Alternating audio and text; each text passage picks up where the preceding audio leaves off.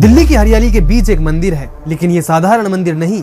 यहाँ आस्था के नाम पर चलता है अरबों का कारोबार। नेता, अफसर, बड़े कारोबारी और ब्यूरोक्रेट्स तक सब इनके चरणों में रहते और दिल्ली की कोठी बन गई सत्ता का समानांतर दरबार। लोग कहते हैं कि तस्वीर से शहद टपकता है, इलायची बरसती है और अमृत की वर्षा होती है और यहाँ की पॉजिटिव एनर्जी से कैंसर तक ठीक हो जाता है। शहद की वर्षा देख। जय गुरु जी, जय गुरु जी, जय गुरु जी। आपने धन्य कर दिया, धन्य कर दिया गुरु जी। जय गुरु जी, शुक्राना गुरु जी, love you Guru ji, love you गुरु जी। लेकिन इसके पीछे का खेल साधारण नहीं है। वो चुप रहते और चुप रहकर भक्तों को हिप्नोटाइज करते, क्योंकि चुप्पी से बनता है रहस्य। फिर सवाल नहीं, अनभक्ति पैदा होती है। आस्था के नाम पर चल रहा सबसे सुरक्षित बिजनेस मॉडल, बाबा बनो, सवालों से बचो और भक्ति के नाम पर पैसे कमाओ। जीरो इन्वेस्टमेंट और इनफाइनाइट डिवोशन।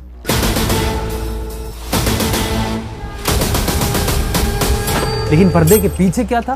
क्रिप्टो में डूबे करोड़ों, ठगी और रेप जैसे जघन्य अपराध। तो क्या है आध्यात्मिकता और अंधविश्वास की आड़ में बने इस साम्राज्य की सच्चाई? दिल्ली के मेहरौली के भट्टी माइंस की हरियाली के बीच एक ढांचा है, जिसे लोग बड़े मंदिर या गुरुजी का आश्रम कहते हैं। बाहर से देखने पर यह बस साधारण सा मंदिर लगता है, लेकिन इसके भीतर पूरी इंडस्ट्री खड़ी है। आस्था के नाम पर चलने वाला कारोबार। यहाँ रोजाना देश विदेश से लोग आते हैं, ये मानकर कि गुरुजी की कृपा से उनकी बीमारियां ठीक हो जाएंगी, उनके दुख कम हो जाएंगे और उनकी जिंदगी बदल जाएगी। यहाँ तक कि इस मंदिर का प्रचार भी इसी आधार पर किया गया कि यहाँ की पॉजिटिव एनर्जी लोगों को चमत्कारी फायदा देती है। कई भक्त ये दावा करते हैं कि यहाँ आकर उनका कैंसर तक ठीक हो गया, उनके करियर में सफलता मिली और उनके पारिवारिक झगड़े खत्म हो गए। और जिस शख्स ने ये तामझाम खड़ा किया, उनका नाम है निर्मल सिंह उर्फ गुरुजी। निर्मल सिंह बाबा का जन्म 7 जुलाई 1952 को पंजाब के लुधियाना जिले के दुगरी गांव में हुआ था। उन्होंने अपनी पढ़ाई मलेरकोटला से की। इंग्लिश और इकोनॉमिक्स में डबल मास्टर्स डिग्रियां हासिल की, यानी कि पढ़ाई में ठीक थे। इसके आधार पर यह कहा जा सकता है कि उनके पास ज्ञान और तर्क से जुड़ने का पूरा मौका था। लेकिन पढ़ाई लिखाई और समाज सुधार की राह पर चलने के बजाय उन्होंने साधु संत का चोला पहन लिया और चमत्कारी बाबा बनने का रास्ता चुना। 1975 का साल उनके जीवन का टर्निंग पॉइंट माना जाता है। इसी साल निर्मल सिंह ने अपने घर परिवार को छोड़कर अपनी सो कॉल्ड आध्यात्मिक यात्रा शुरू कर दी और अपने आप को शिव का अवतार बताने लगे। भारत के बाबाओं का धंधा कोई नया नहीं है और उससे भी बड़ी बात यह है कि बाबाओं के धंधे में कंपटीशन नहीं है। कोई भी साधु का चोला पहन ले, लंबी दाढ़ी रख ले और कुछ किस्से कहानियां फैला दे, श्रद्धालुओं की भीड़ अपने आप आने लगती है। यही पैटर्न निर्मल सिंह के साथ हुआ। धीरे धीरे इनके चमत्कारों की कहानियां फैलने लगी और लोग कहने लगे कि इनके पास स्पेशल पावर्स हैं। ये बिना छुए किसी को भी ठीक कर देते हैं। किसी के सर का दर्द गायब हो गया, किसी की बीमारी में सुधार हो गया, किसी का धंधा चमक उठा। ऐसे किस्से चारों तरफ फैलने लगे। इनका तरीका भी बाकी बाबाओं से अलग था। न लंबा प्रवचन, न घंटों का भाषण।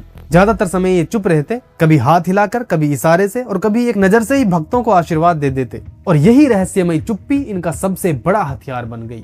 इस रहस्यमयी चुप्पी के पीछे का रहस्य ये था कि कम बोलो, ज्यादा भ्रम पैदा करो। सामने वाला खुद ही अपनी कल्पनाओं में मान लेता है कि बाबा ने मेरे बारे में सब जान लिया है, मेरे दुख दूर कर दिए। लेकिन असलियत यह थी कि इस रणनीति के पीछे एक साफ साइकोलॉजिकल गेम था। जब कोई धार्मिक नेता बहुत बोलता है तो उसकी बातें परखी जा सकती है, सवाल पूछे जा सकते हैं। लेकिन जब कोई चुप रहता है तो हर भक्त अपनी सोच, अपनी समस्या, अपना हल उस चुप्पी में ढाल लेता है। और इसी तरह बाबा की इमेज बनती गई, जिन्हें कुछ कहने की भी जरूरत नहीं, बस उनकी चुप्पी ही वरदान है। शुरुआत में इनके पिता ने ही इन्हें एक ढोंगी बाबा कह दिया। उन्हें लग रहा था कि बेटा पढ़ाई लिखाई छोड़कर आसान रास्ते पर निकल गया है। लेकिन समय के साथ साथ परिवार इसी चमत्कार वाले मायाजाल में फंस गया। उनकी मां ने तो उन्हें सीधे भगवान मान लिया और यहीं से उनका नाम गुरुजी चल पड़ा। क्योंकि जब घर वाले ही भगवान मान ले तो बाहर वालों के लिए ये बात और पक्की हो जाती है। इसी बीच उनके पास कोई स्थायी ठिकाना नहीं था। कभी चंडीगढ़, कभी पंचकुला, कभी दिल्ली, कभी मुंबई और कभी जलंधर। हर जगह कुछ समय के लिए डेरा डालते। जहां भक्त मिल जाते वहीं टेम्परेरी दरबार सज जाता। भक्त आते, चरण छूते और सेवा के नाम पर पैसा चढ़ा जाते और इसी सेवा से इनका साम्राज्य खड़ा होने लगा। 1990 के दशक में इन पैसों और भीड़ के दम पर दिल्ली के छतरपुर के भट्टी माइंस इलाके में एक भव्य शिव मंदिर बनवाया, जिसके बारे में हमने वीडियो के शुरुआत में बात की। और भक्तों ने इस मंदिर को बड़ा मंदिर कहना शुरू कर दिया। बाहर से देखने पर यह मंदिर साधारण लगता, लेकिन असलियत में गुरुजी की बढ़ती पकड़ और भक्तों की संख्या का प्रतीक था। अब आस्था के नाम पर एक परमानेंट दुकान खड़ी हो चुकी थी। बाबा का साम्राज्य सिर्फ छतरपुर के बड़े मंदिर आश्रम तक सीमित नहीं रहा। 1997 में उन्होंने दिल्ली के MG रोड पर बने एम्पायर स्टेट कॉलोनी में शिफ्ट कर लिया। ये वही आलीशान मकान था जो उनके एक NRI भक्त सुधा आहूजा ने उन्हें समर्पित किया था। और भक्तों की भाषा में वो घर छोटा मंदिर कहलाया।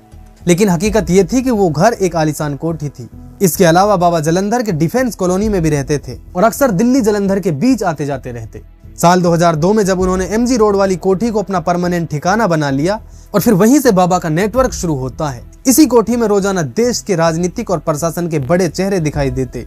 लाल कृष्ण आडवाणी और उनका परिवार, उनका प्राइवेट सेक्रेटरी दीपक चोपड़ा, भाजपा के दिग्गज नेता अरुण शौरी, उमा भारती, राजनाथ सिंह, मेनका गांधी, ये सभी बाबा के दरबार में हाजिरी लगाते। और इतना ही नहीं, पूर्व प्रधानमंत्री HD देवगौड़ा और चंद्रशेखर तक बाबा के पास पहुंचे। बसपा प्रमुख मायावती की प्राइवेट सेक्रेटरी भी अक्सर छोटे मंदिर में देखी जाती थी। वहीं कांग्रेस की नेता और सांसद रमा पाटिल, दिल्ली की विधायक किरण चौधरी और कंट्रोवर्शियल यूपी अफसर नीरजा यादव भी बाबा के करीबियों में शामिल रहे।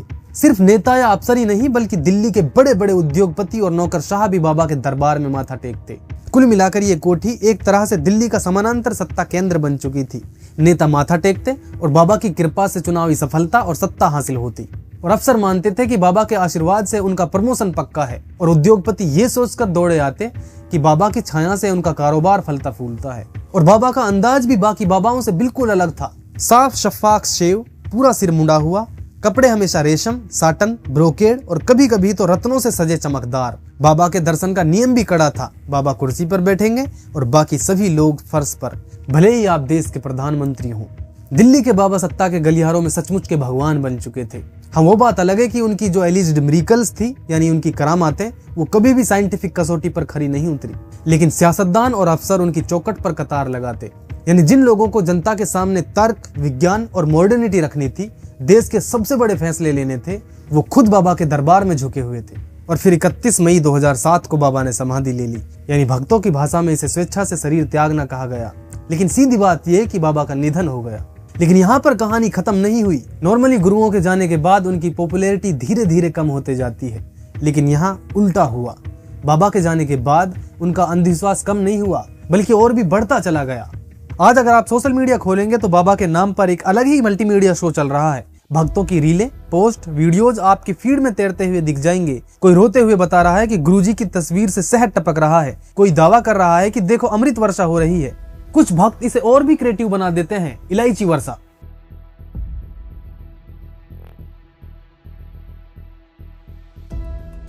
और अब तो दही वर्षा तक की वीडियोस वायरल कर दी गई हैं।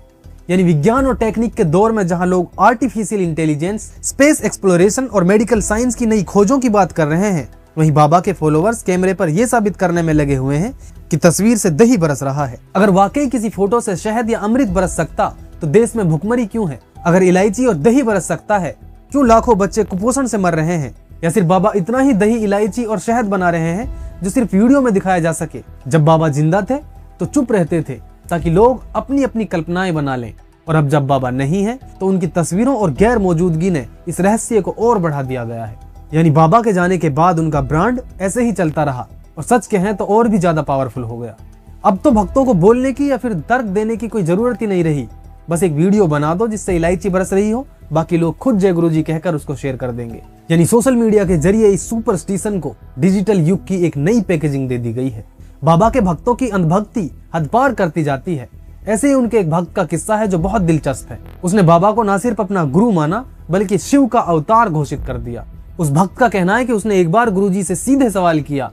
तो मैंने गुरुजी से पूछा, गुरुजी आप कभी सोते हैं? अब एक सिंपल सा क्वेश्चन था जिसका कोई भी सामान्य इंसान ये जवाब देता कि हाँ, मैं भी आराम करता हूँ। लेकिन यहाँ पर कहानी कुछ और ही निकली। भक्त बताता है कि उसके इस सवाल पर गुरुजी हल्के से मुस्कुराए। भक्त के मुताबिक ये मुस्कान इतनी दिव्य थी, वे समझ गए कि ये मुस्कान सिर्फ एक भगवान की हो सकती है। गुरुजी इतने प्यार से मुस्कुराए, केवल भगवान ही ऐसे मुस्कुरा सकते हैं, ये मैं बता सकता हूँ आपको। फिर बाबा ने जवाब दिया कि अगर मैं सोऊंगा तो सृष्टि कौन देखेगा, इस क्रिएशन को कौन संभालेगा? भक्त कहता है कि उस पल में गुरुजी ने अपना रहस्य खोल दिया कि वो कोई साधारण इंसान नहीं बल्कि महाशिव का अवतार है। गुरुजी ने कहा, मैं सोऊंगा तो सृष्टि को कौन देखेगा? If I sleep, who'll look after the creation? गुरुजी ने रिवील कर दिया who he was। गुरुजी महाशिव हैं। अब जरा ठहरिए और सोचिए, क्या वाकई पूरी सृष्टि को देखना और संभालना गुरुजी का ही काम है? असलियत यह है कि ये पूरा प्रसंग उस भक्त की भक्ति का नतीजा था।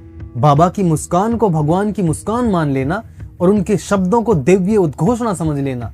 और गुरुजी के भक्त सिर्फ अनभक्ति तक सीमित नहीं थे, बल्कि कई मामलों में आपराधिक गतिविधियों में भी इन्वॉल्व पाए गए। इसका एक बड़ा उदाहरण सामने आया दिल्ली पुलिस की आर्थिक अपराध शाखा यानी EOW के केस में। मई 2022 में पुलिस ने मोहित वाधवा नाम के एक व्यक्ति को गिरफ्तार किया। मोहित वाधवा गुरुजी का भक्त था जिसने दूसरे भक्तों से 9 करोड़ रुपए से अधिक की ठगी की। मोहित वाधवा रजौरी गार्डन दिल्ली का निवासी था। नियमित रूप से छतरपुर के बड़े मंदिर में होने वाले सत्संग में भाग लेता था। वहां उसने खुद को गुरुजी का एक डिवोटेड फॉलोवर और भरोसेमंद व्यक्ति साबित किया। और सिर्फ इतना ही नहीं, उसने अपने घर पर भी सत्संग ऑर्गेनाइज करना शुरू किए ताकि भक्तों के बीच विश्वास और प्रतिष्ठा बनाई जा सके। विश्वास दिलाने के बाद मोहित ने भक्तों को एक अट्रैक्टिव इन्वेस्टमेंट प्लान का प्रस्ताव दिया और उसने ये दावा किया कि वो दुबई में एक बहुत बड़े व्यापार में इन्वेस्टमेंट कर रहा है। और इन्वेस्टर्स को भरोसा दिलाने के लिए उन्होंने कहा कि गुरुजी की कृपा से वो व्यापार बहुत ज्यादा सक्सेसफुल होगा, जिससे इन्वेस्टर्स को ये लगा कि उनका पैसा सुरक्षित है। फिर मोहित की ठगी का पर्दाफाश गुरप्रीत कौर राय नाम के एक व्यक्ति की शिकायत से हुआ। शिकायत के अनुसार गुरप्रीत और अन्य 13 भक्तों ने सितंबर 2017 से सितंबर 2020 के बीच मोहित वाधवा को कई किस्तों में कुल 9 करोड़ रुपए से अधिक की राशि दी थी, लेकिन वादे के मुताबिक किसी भी तरह का लाभ नहीं मिला। जब इन्वेस्टर्स ने मोहित को कांटेक्ट करना शुरू किया तो वो लगातार उन कॉन्टेक्ट से बचने लगा और इसी से स्पष्ट हुआ कि ये सब धोखाधड़ी थी।